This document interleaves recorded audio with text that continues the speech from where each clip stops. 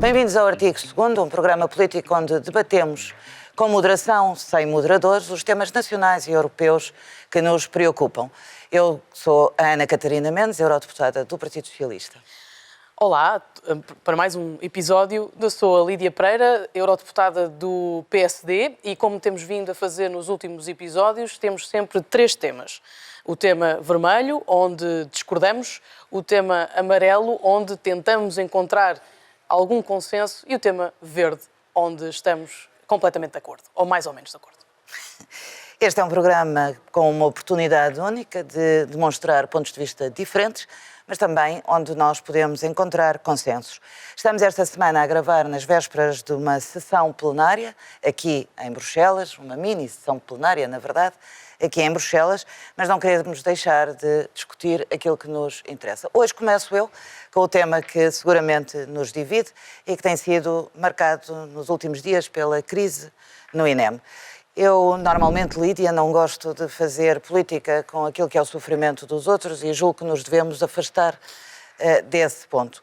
Mas atingimos uma situação dramática do meu ponto de vista por aquilo que eu considero ter sido uma negligência do Governo. Quando há um pré-aviso de greve, não podemos assumir, como o Primeiro-Ministro assumiu, que não tem que estar ao corrente de todos os pré-avisos e muito menos a fazer reuniões de emergência. Mas, na verdade, o que nós estamos a falar é de acudir às pessoas. E eu julgo que o número de 11 mortes nos deve preocupar pelo tempo.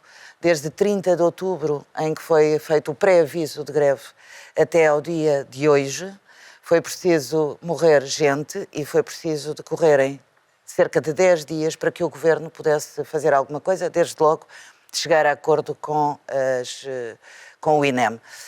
Eu confesso que percebo as críticas de não há mais meios, há menos meios. A verdade é que tem havido investimento no INEM e não acho que seja essa a questão do dia de hoje.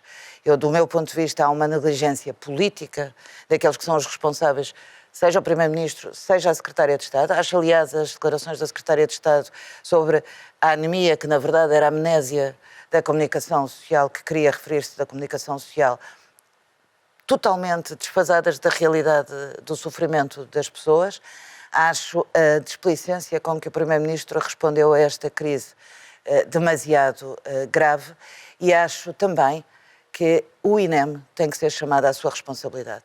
Não podia a direção do INEM ignorar um pedido de greve e muito menos, numa greve, ignorar que têm que ser garantidos os serviços mínimos, porque quando falham os serviços mínimos, falhou a prestação de auxílio às pessoas e acho que isso deve ser altamente condenável, a atitude que o Governo teve. Bom, eu acho que temos que ir por partes. A primeira coisa que eu queria trazer a nossa conversa é que fazer uma distinção entre aquilo que é responsabilidade e é culpa. E são duas palavras totalmente distintas. Aquilo que aconteceu foi que a comunicação social, de facto, tem noticiado a possibilidade da relação entre o número de mortos associado aos constrangimentos da resposta de emergência médica. 2 pontos sobre isto. O pré-aviso de greve não indiciava o impacto, que o impacto fosse tão grande quanto aquele que se veio a verificar. E depois, relativamente aos serviços mínimos, que também me parece relevante, o acordo coletivo de trabalho estabelece que a obrigatoriedade dos serviços mínimos pela escala do CODU que tem que ser assegurada a 80%. Sempre. Mas ali eu posso dizer uma coisa. Deixa-me, eu não te interrompi, deixa-me só chegar até onde eu gostaria de concluir. A este respeito, eu queria, evidentemente, também, não faço política com o sofrimento dos outros, nisso estamos absolutamente de acordo, e por isso deixo aqui uma nota de pesar às famílias das pessoas que faleceram, mas de resto dizer que também o Governo está absolutamente empenhado e responsabilizado, e não se furtou à responsabilidade política. Ainda há pouco, antes de termos vindo para o nosso programa, a Ministra da Saúde assumia a responsabilidade política. Agora, a responsabilidade política tem que se ver depois na consequência, e para isso o Governo já pediu inquéritos ao Ministério da Saúde, ao Ministério Público, 7 dos quais, pelo menos 7, já foram abertos. Um deles já foi arquivado, consoante as conclusões do Instituto de Medicina Legal. Também pediu inquérito à Inspeção-Geral das Atividades de Saúde. Portanto, o Governo está a agir ativamente relativamente ao sucedido. E depois dizer que temos que compreender aquilo com que estamos a lidar. E nós estamos a lidar com várias reivindicações de há muito tempo dos sindicatos a pedir o reforço de meios, a pedir o reforço de recursos humanos, a pedir a valorização das carreiras. E isto são tudo críticas ou reivindicações que têm vindo a público.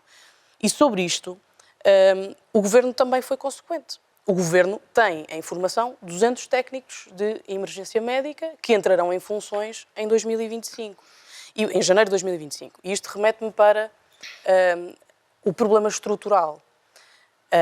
A formação médica não é instantânea. A formação médica requer tempo. Um médico especialista tem um percurso de entre 11 a 13 anos de formação. São 6 anos de faculdade de medicina, 1 ano de internato, 4 a 6 anos de especialidade. E neste intervalo, e era aí que eu queria chegar antes de devolver a palavra, nesse intervalo... Eu estou aqui a tentar não interromper. Mas... Nesse intervalo, eu já te devolvo a palavra. E nesse intervalo tivemos governos socialistas que duraram 8 anos, que podiam ter dado respostas. Outro exemplo, obstetrícia. Este verão voltámos a ter problemas e o Governo não escondeu.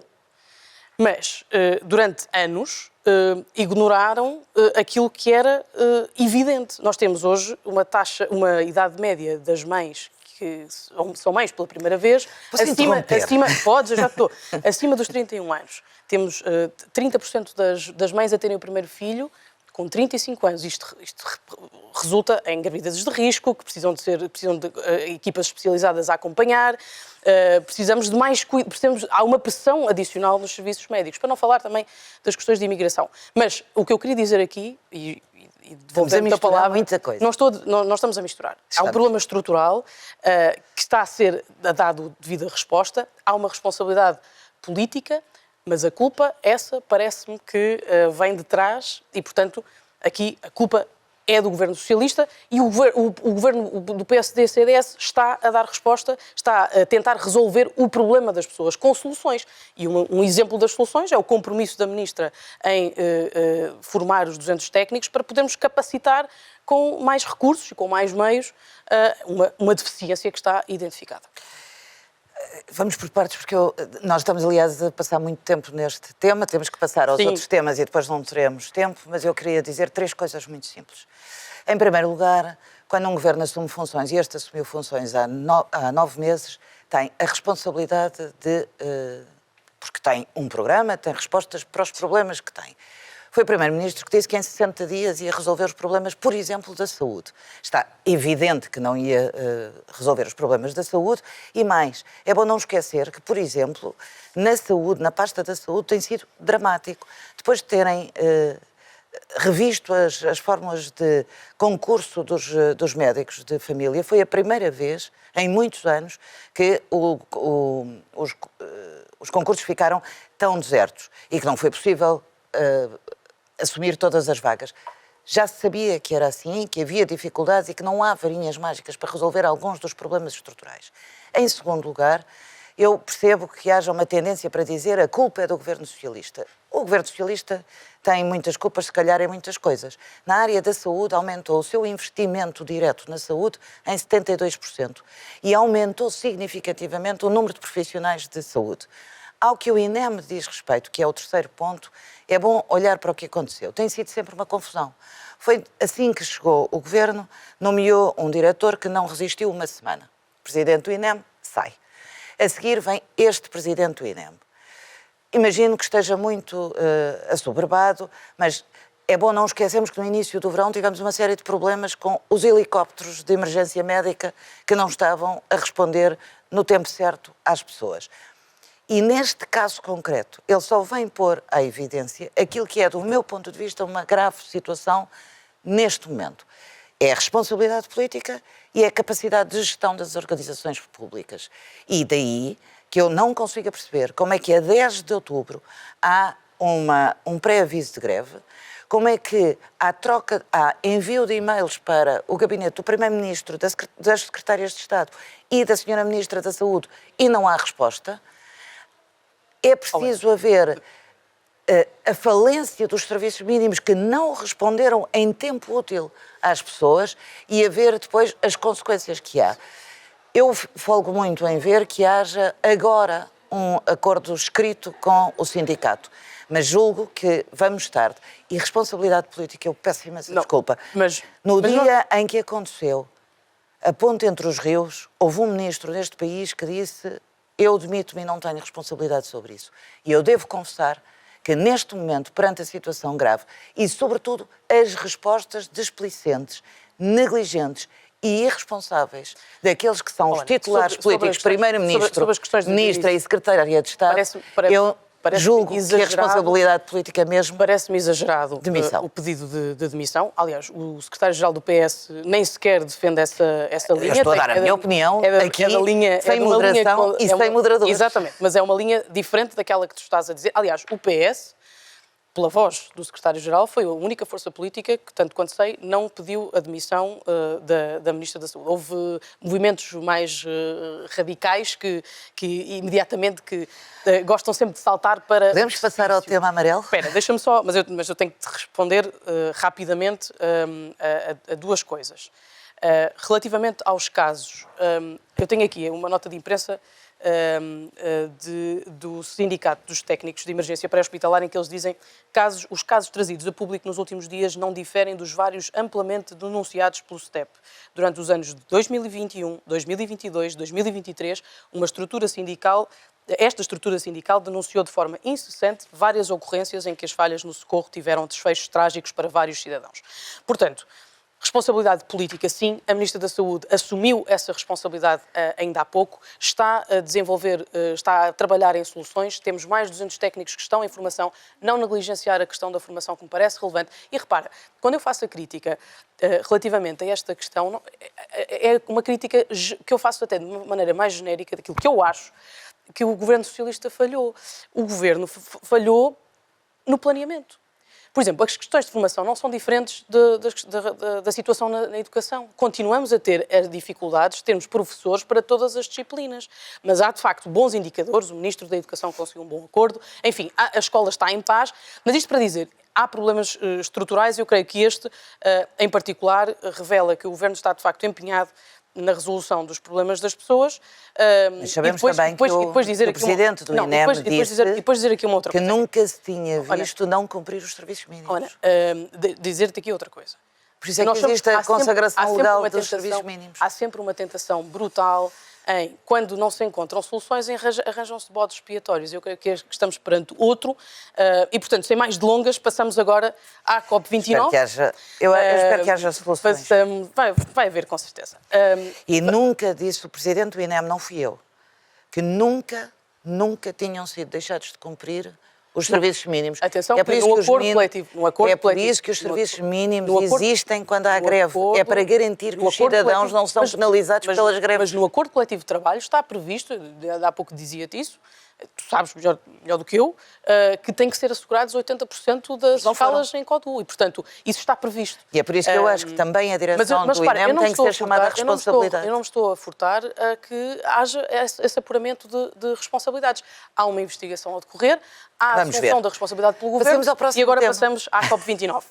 COP29 porque é também semana um tema importante, esta semana plenária, um tema amarelo, mas eu queria só fazer esta referência inicial ao facto de nós irmos discutir e aprovar a resolução, a posição do Parlamento Europeu que levamos à COP. Eu sou presidente da delegação este ano, que é uma função que muito me honra, que já é a quarta COP em que estarei presente, e é um assunto do momento também, creio, para as pessoas perceberem porque é que estas conferências são importantes e que não se estancam apenas, às vezes, no espetáculo ou nos anúncios.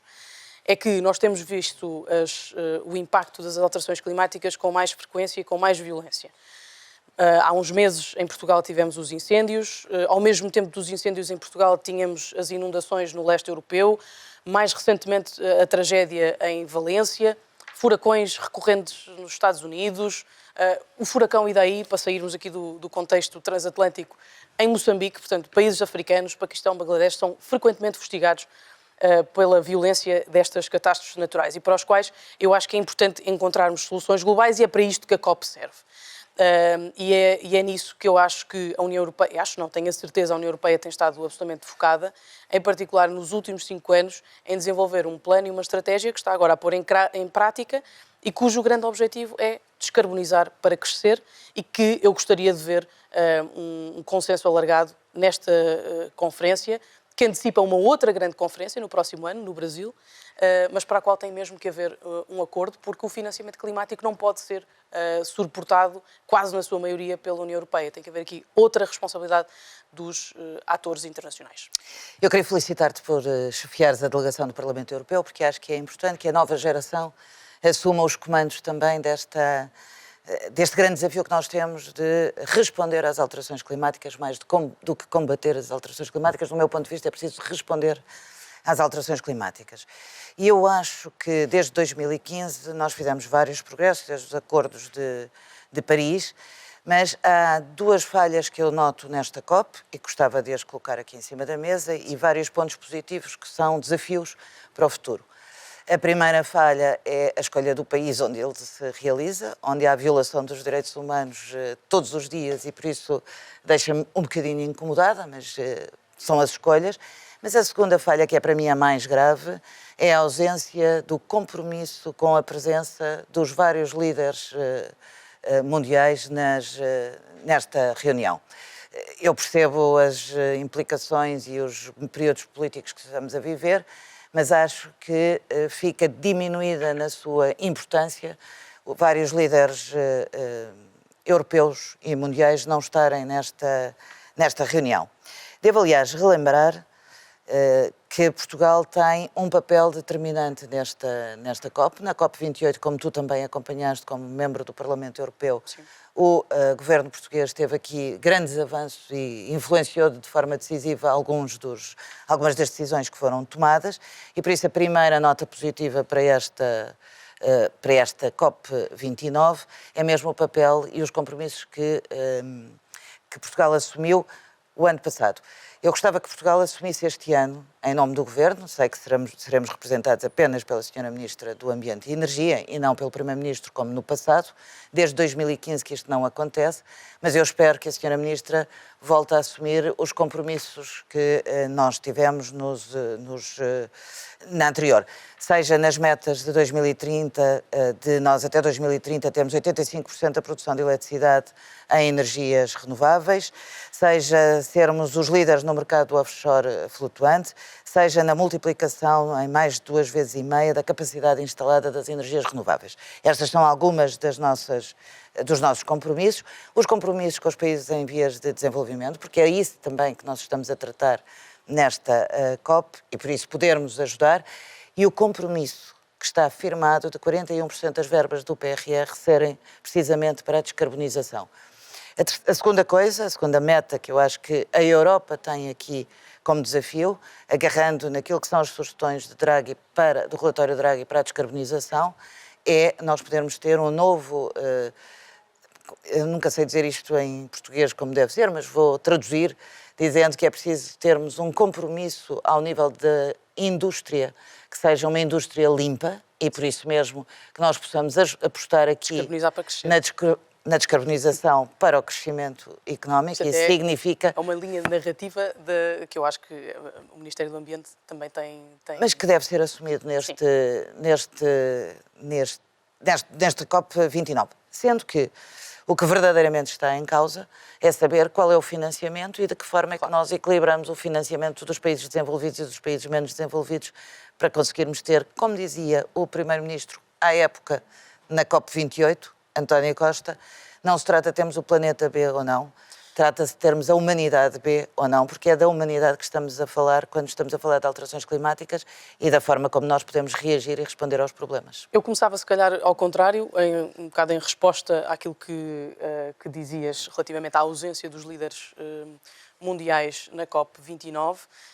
Eu não vou esconder, eu também não estou satisfeita com a ausência, não é só da Presidente da Comissão Europeia, é de vários líderes europeus, Olaf Scholz, que é chanceler alemão. Incluindo o primeiro-ministro português, que tem, é que sobretudo... Deixa-me só dizer isto, porque estamos aqui na Europa a defender Portugal. Certo, é que Portugal tem mesmo cartas para dar em matéria energética e climática. A esse respeito, eu tenho toda a confiança que estaremos altamente bem representados pela Ministra do Ambiente, que foi minha colega. Como estivemos pelo Ministro Eduardo Cordeiro, aqui neste Parlamento, sempre com uma agenda bastante progressista em matérias de ambiente, mas a questão simbólica estende-se a todos os outros governos e a todas as outras instâncias. Claro. E eu faço uma crítica também à Presidente da Comissão Europeia, não está presente. E eu acho que isso é um mau sinal para o ambiente político que agora temos. E sobretudo no tema que falaremos a seguir, na ordem internacional. Mas que é negacionista em relação às alterações climáticas. Mas deixa-me só dizer isto.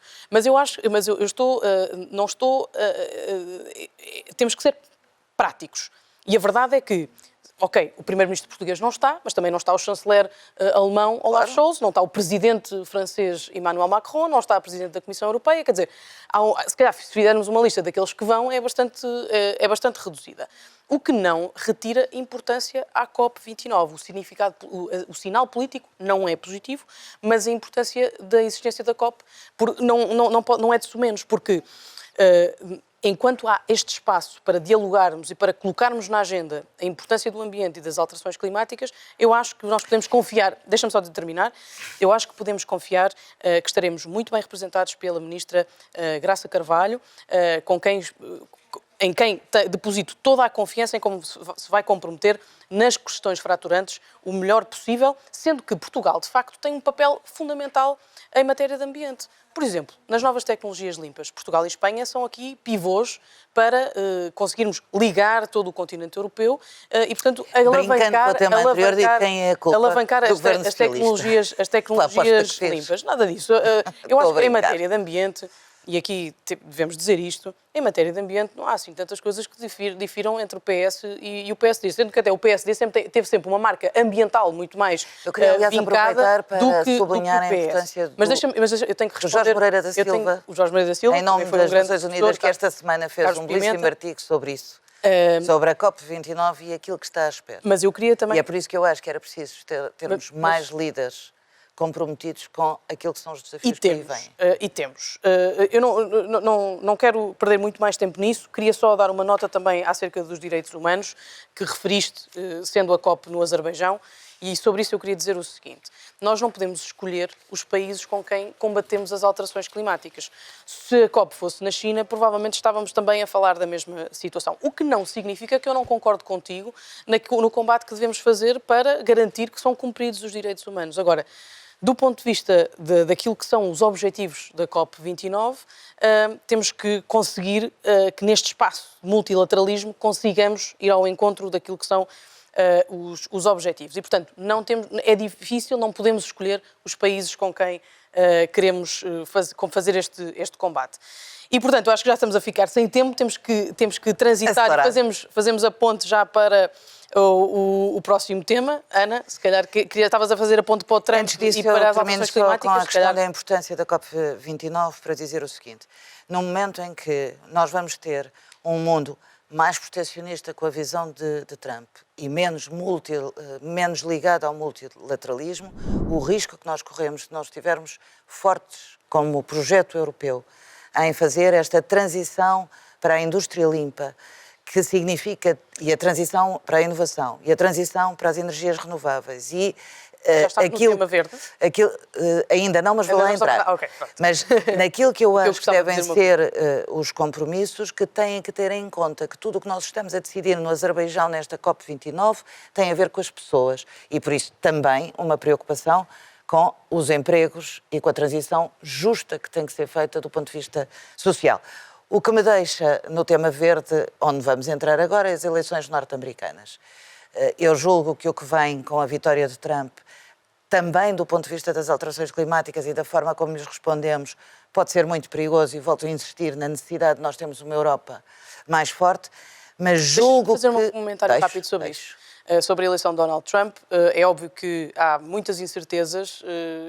Nós falámos aqui no primeiro episódio com que lançámos este projeto do artigo 2º, o nosso entusiasmo com o comeback do Partido Eu ia Democrata. entrar no tema Trump. Mas sobre Trump e sobre as alterações climáticas, deixa-me só dar aqui uma nota muito rápida. Há aqui uma personalidade, Elon Musk, que não é propriamente a personalidade com que eu me identifico particularmente, mas que dentro do núcleo duro de Trump é uma pessoa que é tudo menos negacionista e, portanto, é uma voz ativa nas questões climáticas. Só dar esta nota isto para dizer... Eu posso acreditar que pode haver um resto de esperança em matéria de combate às alterações climáticas. Tudo o que vem de Elon Musk tenho as maiores divergências. Não são dúvidas, tenho as maiores divergências e estou no campo oposto de Elon Musk. Mas era acho, aliás, que é pernicioso para as democracias em geral. Esse é um outro tema. E, portanto, eu gostava de dizer, acho que era mais do que nos preocuparmos com Trump, é não ignorar a influência perniciosa que pode ter no mundo, desde logo no multilateralismo, ou na forma como encara as alterações climáticas, e devemos, neste momento, centrar-nos na força das instituições europeias, dos líderes europeus, e na forma como nós, neste espaço mundial, vamos conseguir, nos próximos 5 anos, reforçar o projeto europeu. E por isso mesmo, eu acho que aquilo que é importante é que a Europa deixe de estar tão dependente dos Estados Unidos ou da China. Ou seja, uma oportunidade. E que possa agarrar a oportunidade com algumas das propostas que o relatório Draghi nos traz, com algumas das propostas que a Europa e alguns governos vão levar à COP29, por exemplo, e podermos ganhar autonomia estratégica na defesa, ganhar autonomia estratégica naquilo que devem ser as nossas indústrias descarbonizadas, ganhar autonomia estratégica na inovação, na tecnologia e inovação, que nós temos uma vantagem bastante assinalável. Não nos agarremos à desgraça que pode ser para a democracia norte-americana, agarremos sim àquilo que devem ser as democracias europeias e a democracia do projeto europeu. Parece-me um ponto muito positivo aquele que tu trazes e que eu concordo. Acho também, se me permites rapidamente, há que também haver aqui uma leitura pelo Partido Democrata do resultado que sai das eleições americanas. Nós vemos que Donald Trump ganhou no voto popular, no colégio eleitoral, no Senado, no Congresso, portanto, há uma leitura que tem que ser feita, que eu acho que também podia ser objeto de conversa numa próxima vez, mas também me parece prematuro estarmos já a antecipar que vem aí um tempo negro. Como dizias, há aqui uma janela de oportunidade em que a União Europeia se pode afirmar no plano europeu, no plano internacional, ou que tem que se afirmar, sob pena de ficar para trás em matéria de competitividade. E nesse aspecto, não só o relatório Draghi, mas também o relatório de Henrique Letta, e ele deu uma entrevista durante este fim de semana muito interessante, que eu convido a ler, que precisamente refere aquilo que dizias sobre a oportunidade que constitui para a Europa estas eleições norte-americanas. E nós estamos a terminar, queria só mostrar, nós falámos sobre... acabámos por terminar de uma maneira meio amarelada, talvez, não sei. Não, mas acabámos a concordar que a Europa tem aqui uma oportunidade de se afirmar, de se reinventar. Exatamente. Eu e Ana Catarina, de liderar. Exatamente. Eu e Ana Catarina escolhemos aqui uma fotografia de Keir Starmer, o primeiro-ministro britânico trabalhista, e Kemi Badenoch, a receita líder do Partido Conservador, que gostávamos de partilhar. Para aqueles que não podem, que estão a acompanhar em podcast, dizer que esta é uma fotografia do dia da celebração do final da Primeira Guerra Mundial, em que põe lado a lado a líder do Partido Conservador e o líder e primeiro-ministro trabalhista, e que achamos que em tempos tão polarizados há espaço para o diálogo e é bonito ver. Eu acho que assim. Há imagens que falam por si, mais do que as proclamações de ser moderado, empático, o que for. O que eu acho que é mesmo importante é que nós consigamos, entre todos, estabelecer pontos, nós os democratas. E acho que hoje o grande desafio que está colocado ao mundo é de que lado estão os democratas, se querem mesmo continuar a prestigiar as suas instituições, a reforçar a democracia e a dar respostas às pessoas. E é por isso que esta imagem é tão impactante e tão forte, que é podermos fazer pontos, mesmo que haja, felizmente, divergências políticas. E chegámos ao fim do artigo 2º. Mais um. Vamos ter outro episódio na próxima sessão plenária de Estrasburgo. Muito obrigada por nos acompanharem e até breve. Até breve.